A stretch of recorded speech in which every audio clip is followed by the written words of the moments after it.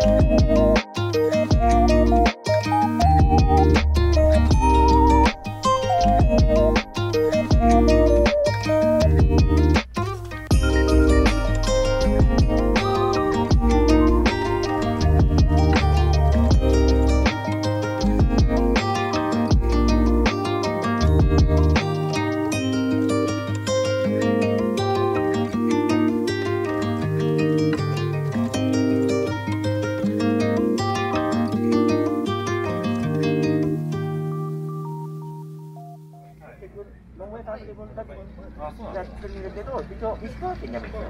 ああ、向こうも焼きになったんですけど。は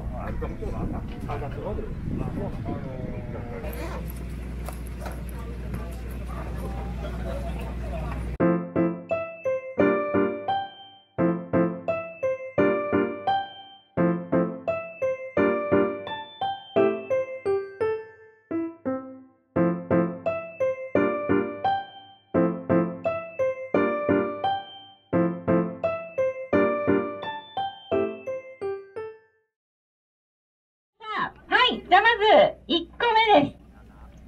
65です。65ですよ。はい、続いて参ります。33。つらつらっといきましょうか。はい、1番。はい、続いては、59番。59番です。あ、おった。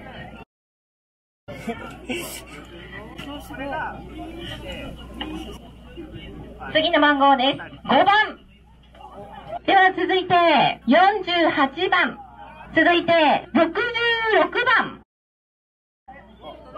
66番です。あ、ビンゴ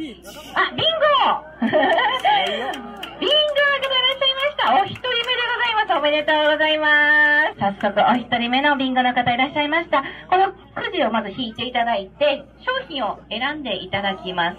番号が14番。14番です。はい、では行きましょう。続いての番号。9番です。9番。いや、当たったよ。ビンゴ。ビンゴの方いらっしゃいました。おめでとうございます。マジで当たったよ。素晴らしい。はい。ではこちらから商品のくじを引いていただきましょうか。さあ、お二人目のビンゴの方ですよ。あ、オードルビーズさんがスペアタイヤカバーを。はい。スペアタイヤカバー。当たりました。おめでとうございます。すみません。ありがとうございます。